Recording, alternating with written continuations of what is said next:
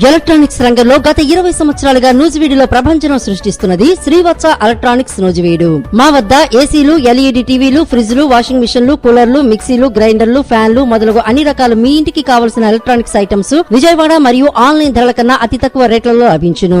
Airtel, DTH, Airtel, Jio, air fiber net authorised dealer. అన్ని కంపెనీల టీవీలకు, ఏసీలకు రిమోట్లు లభించును. సులభ వాయిదాల పద్ధతిలో ఈఎంఐ సౌకర్యం కలదు. విచ్చేయండి శ్రీవత్స ఎలక్ట్రానిక్స్, పొట్టి శ్రీరాములు బొమ్మ సెంటర్, మెయిన్ రోడ్, నూజివీడు.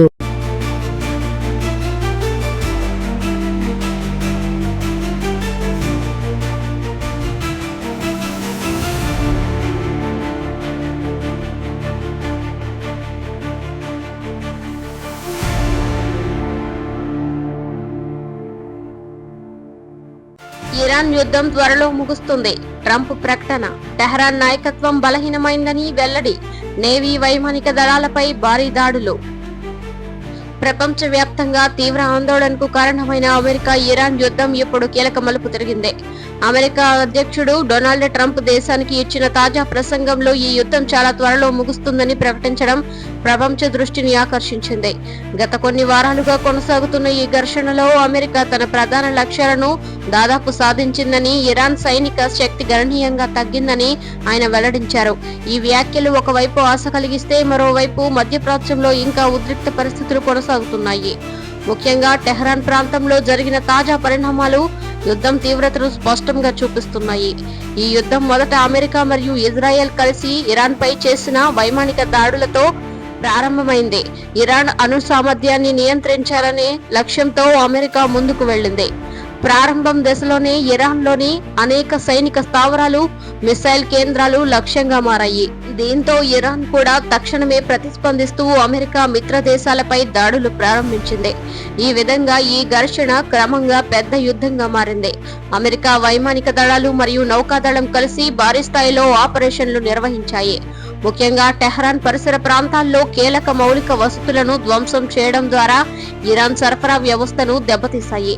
ఒక ముఖ్యమైన వంతెనను ధ్వంసం చేయడం ద్వారా మిసైల్ రవాణా మార్గాలను నిలిపివేశామని అమెరికా ప్రకటించింది. ఈ దాడుల్లో భారీ ప్రాణ నష్టం సంభవించినట్లు సమాచారం. పలువురు సాధారణ ప్రజలు కూడా ప్రాణాలు కోల్పోయినట్లు స్థానిక వర్గాలు చెబుతున్నాయి. ఇదే సమయంలో అమెరికా అధ్యక్షుడు డొనాల్డ్ ట్రంప్ మాట్లాడుతూ ఇరాన్ నాయకత్వం ఇప్పుడు పూర్తిగా బలహీనపడిందని పేర్కొన్నారు. అక్కడి పాలక వ్యవస్థలో అంతర్గత సమస్యలు పెరిగాయని, ప్రజల్లో అసంతృప్తి పెరుగుతోందని ఆయన చెప్పారు. ఇరాన్ ప్రభుత్వం ఈ వ్యాఖ్యలను ఖండించినప్పటికీ అక్కడి పరిస్థితులు సాధారణంగా లేవని విశ్లేషకులు చెబుతున్నారు. యుద్ధం కొనసాగుతున్న కొద్దీ ఇరాన్ నేవీ మరియు వైమానిక దళాలు భారీ నష్టాలు చవిచూశాయని అమెరికా ప్రకటించింది. అనేక యుద్ధ విమానాలు ధ్వంసం అయ్యాయని, సముద్ర తీర ప్రాంతాల్లో ఉన్న నౌకాదళ స్థావరాలు దెబ్బతిన్నాయని పేర్కొంది. ఈ చర్యల వల్ల ఇరాన్ రక్షణ వ్యవస్థ గణనీయంగా బలహీనపడిందని అమెరికా భావిస్తోంది. అయితే ఇరాన్ మాత్రం తాము ఇంకా బలంగా ఉన్నామని, అవసరమైతే మరింత తీవ్రంగా ప్రతిదాడులు చేస్తామని హెచ్చరిస్తుంది. ఈ యుద్ధంలో ఇరాన్ కు కూడా తన ప్రతిభను చూపించింది. గల్ఫ్ ప్రాంతంలోని కొన్ని ముఖ్య ఆయిల్ స్థావరాలపై డ్రోన్ దాడులు జరిపింది. అలాగే అమెరికా మిత్ర దేశమైన ఇజ్రాయెల్ పై మిసైల్ దాడులు నిర్వహించింది. ఈ దాడుల వల్ల కొంత నష్టం జరిగినట్లు సమాచారం. అంతేకాకుండా కొన్ని అమెరికా యుద్ధ విమానాలను కూల్చినట్లు కూడా ఇరాన్ ప్రకటించింది. ఈ ఆరోపణలను అమెరికా ఖండించినప్పటికీ యుద్ధం తీవ్రత మాత్రం తగ్గలేదు. ఈ యుద్ధం ప్రపంచ ఆర్థిక వ్యవస్థపై కూడా తీవ్ర ప్రభావం చూపుతోంది. ముఖ్యంగా చమురు ధరలు భారీగా పెరగడం ప్రపంచ దేశాలను ఆందోళనకు గురి చేస్తుంది. మధ్యప్రాచ్యంలో ఉన్న కీలక సముద్ర మార్గాలు అంతరాయం కలగడం వల్ల సరుకు రవాణా కూడా ప్రభావితమైంది. స్ట్రైట్ ఆఫ్ హార్ముజ్ ప్రాంతంలో ఉద్రిక్తలు పెరగడం వల్ల ప్రపంచ వ్యాప్తంగా ఇంధన కొరత సమస్యలు తలెత్తుతున్నాయి. అనేక దేశాలు ఈ పరిస్థితిని నియంత్రించడానికి ప్రయత్నిస్తున్నాయి. ముఖ్యంగా పాకిస్తాన్, టర్కీ, ఈజిప్ట్ వంటి దేశాలు మధ్యవర్తిత్వం చేయడానికి ముందుకు వచ్చాయి. ఈ యుద్ధాన్ని ఆపడానికి చర్యలు ప్రారంభించాలనే ప్రయత్నాలు జరుగుతున్నాయి. అయితే ఇప్పటి వరకు పూర్తి స్థాయి ఒప్పందం కుదరలేదు. ఇరాన్ తన విధించిన షరతులను అంగీకరించడానికి సిద్ధంగా లేదని తెలిపింది. మరోవైపు అమెరికా కూడా తన లక్ష్యాలను పూర్తిగా సాధించే వరకు వెనక్కి తగ్గేదే లేదని స్పష్టం చేసింది. ఈ పరిస్థితుల్లో యుద్ధం ముగింపు ఎప్పుడు అన్నది ప్రశ్నగా మిగిలిపోయింది. అయినప్పటికీ ట్రంప్ చేసిన ప్రకటన కొంత ఆశ కలిగిస్తోంది. ఆయన ప్రకారం ఇరాన్ ఎప్పుడు చర్చలకు సిద్ధంగా ఉందని తెలిపారు. కానీ ఇరాన్ అధికారులు మాత్రం ఈ వ్యాఖ్యలను తిరస్కరిస్తూ యుద్ధం ఇంకా కొనసాగుతుందని చెబుతున్నారు. ప్రస్తుతం పరిస్థితి చూస్తే యుద్ధం చివరి దశలో వచ్చినట్లే కనిపించినప్పటికీ ఇంకా కొన్ని కీలక నిర్ణయాలు తీసుకోవాల్సి ఉంది. అంతర్జాతీయ సమాజం ఈ యుద్ధాన్ని ఆపడానికి ఒత్తిడి పెంచుతోంది. ఐక్యరాజ్య సమితి కూడా 2 దేశాలను శాంతి చర్చలకు ఆహ్వానించింది. ప్రపంచ దేశాలు ఈ యుద్ధం త్వరగా ముగియాలని కోరుతున్నాయి. ఎందుకంటే ఇది కేవలం 2 దేశాల మధ్య ఘర్షణ కాకుండా ప్రపంచ స్థాయిలో ప్రభావం చూపుతున్న సంఘటనగా మారింది. మొత్తంగా చూస్తే అమెరికా ఇరాన్ యుద్ధం ప్రపంచానికి ఒక పెద్ద పరీక్షగా మారింది. ట్రంప్ చెప్పినట్లుగా ఇది త్వరలో ముగుస్తుందా లేదా అనే విషయం రాబోయే రోజుల్లో స్పష్టమవుతుంది. కానీ ప్రస్తుతానికి మాత్రం మధ్యప్రాచ్యంలో ఉద్రిక్తలు కొనసాగుతూనే ఉన్నాయి మరియు ప్రపంచం మొత్తం ఈ పరిణామాలను ఆకృతంగా గమనిస్తోంది.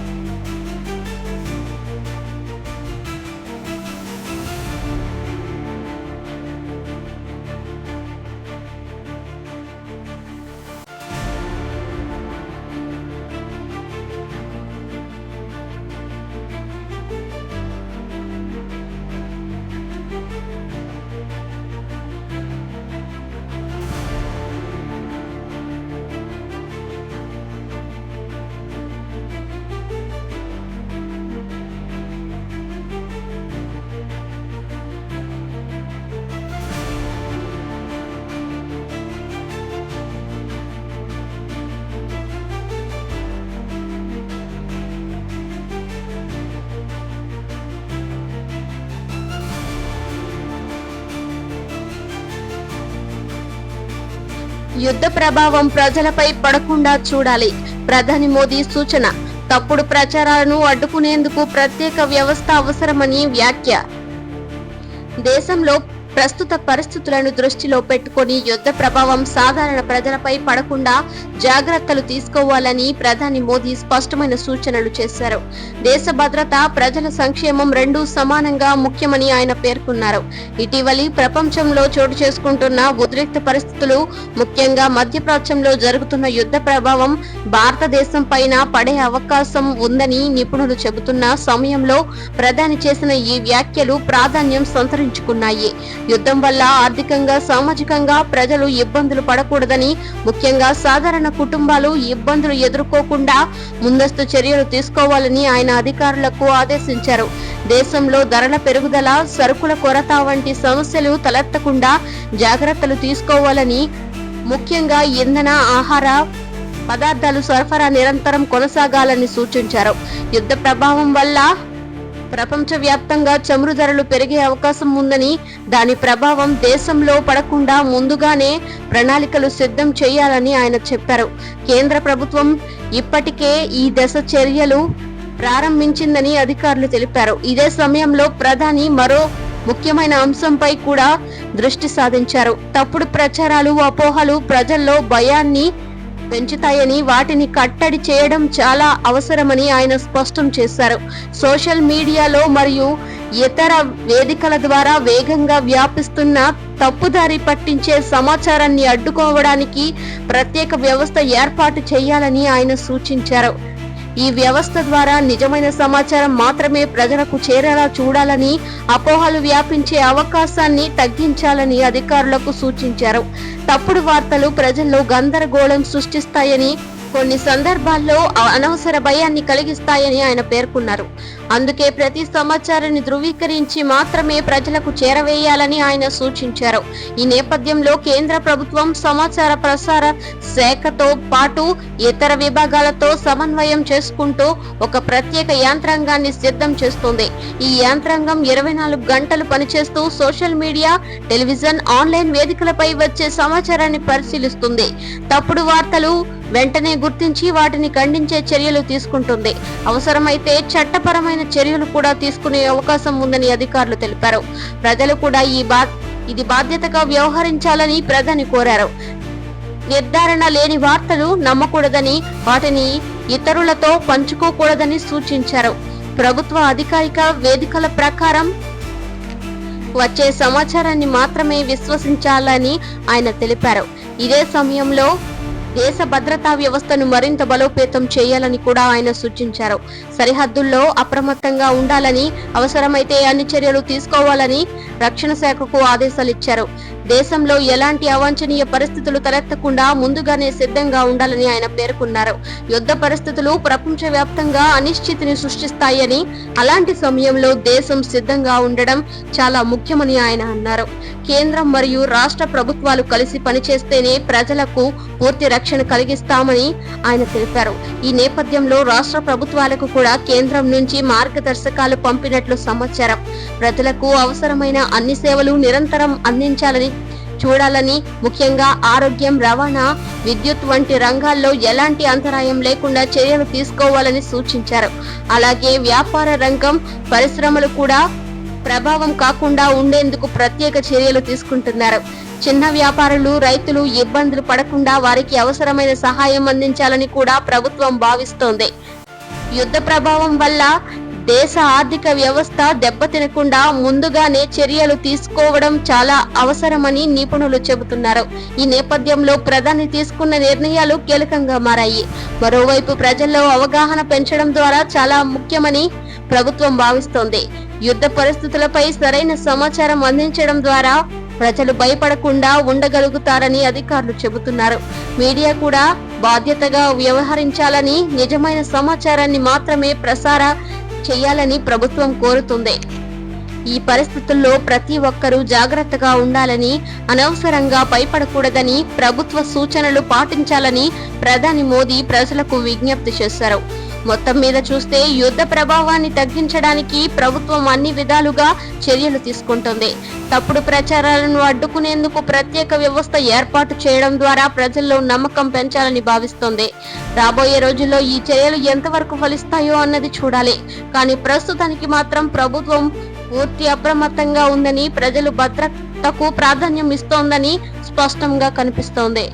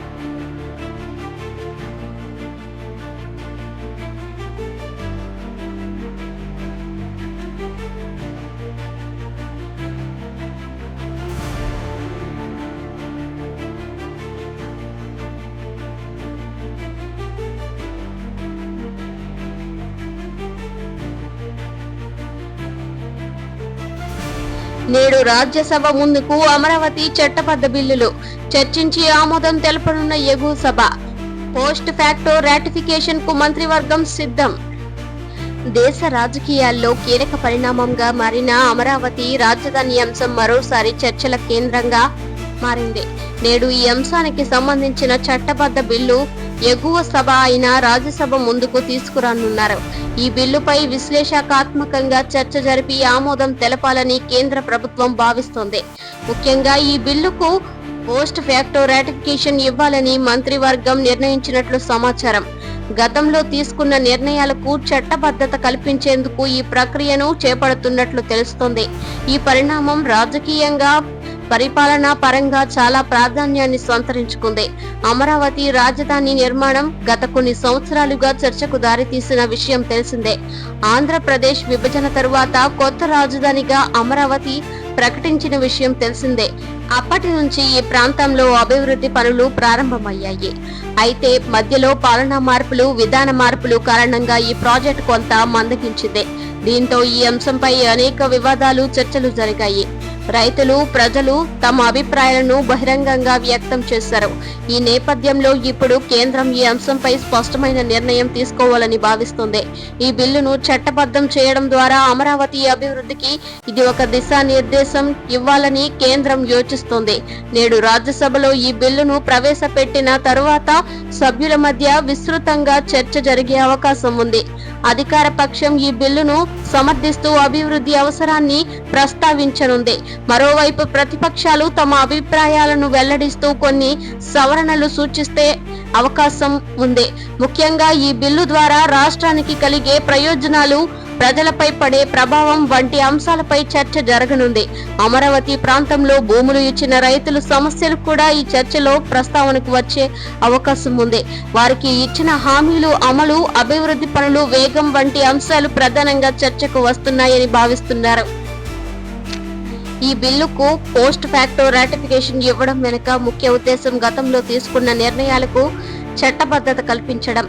అంటే ఇప్పటికే అమలు చేసిన కొన్ని చర్యలను ఇప్పుడు చట్టబద్ధంగా గుర్తించడం.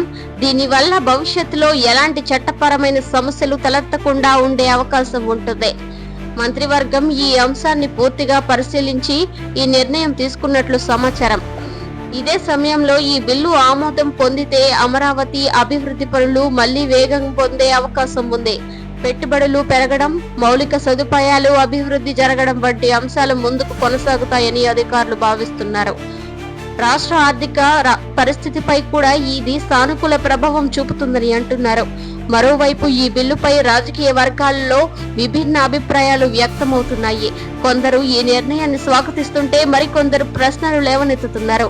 ముఖ్యంగా ప్రాంతీయ సమతుల్యత, ఇతర ప్రాంతాల అభివృద్ధి వంటి అంశాలను ప్రస్తావిస్తూ చర్చలు జరుగుతోంది. అయితే కేంద్రం మాత్రం ఈ బిల్లు ద్వారా స్పష్టత తీసుకురావాలని భావిస్తోంది. ప్రజల్లో ఉన్న అనిశ్చితిని తొలగించడం కూడా ఒక ముఖ్యమైన లక్ష్యంగా కనిపిస్తోంది. ఈ నేపథ్యంలో నేడు జరగనున్న రాజ్యసభ సమావేశంలో అత్యంత కీలకంగా మారనుంది. సభ్యుల అభిప్రాయాలు, చర్చల తీరు ఈ బిల్లుకు భవిష్యత్తును నిర్ణయించనున్నాయి. సాధారణంగా రాజ్యసభలో జరిగే చర్చలు విస్తృతంగా ఉంటాయి. వివిధ పార్టీలు తమ అభిప్రాయాలను వివరంగా వ్యక్తం చేస్తాయి. దీంతో ఈ బిల్లుపై కూడా సుదీర్ఘ చర్చ జరిగే అవకాశం ఉంది. చివరికి ఓటింగ్ ద్వారా బిల్లుకు ఆమోదం లభించే అవకాశం ఎక్కువగా ఉన్నాయని రాజకీయ వర్గాలు భావిస్తున్నాయి. ఒకవేళ ఆమోదం లభిస్తే అమరావతి ప్రాజెక్టుకు కొత్త ఊపు వస్తుంది. ప్రజల్లో నమ్మకం పెరుగుతుంది. అభివృద్ధి పనులు వేగమవుతాయి. మొత్తంగా చూస్తే అమరావతి చట్టబద్ధ బిల్లు నేడు దేశ రాజకీయాల్లో ఒక ముఖ్యమైన మైలురాయిగా నిలిచే అవకాశం ఉంది. ఈ బిల్లుతో రాష్ట్ర భవిష్యత్తు దశ నిర్ణయించబడే అవకాశం ఉంది. ప్రజలు, రాజకీయ నాయకులు అందరూ ఈ పరిణామాన్ని ఆసక్తిగా గమనిస్తున్నారు. రాబోయే రోజుల్లో ఈ నిర్ణయం ఎలాంటి ప్రభావం చూపుతుందో చూడాలి. ప్రస్తుతం మాత్రం అన్ని కళ్ళు రాజ్యసభ వైపు నిలిచాయి మరియు నేడు జరిగే చర్చలు దేశవ్యాప్తంగా ప్రాధాన్యం సంతరించుకున్నాయి.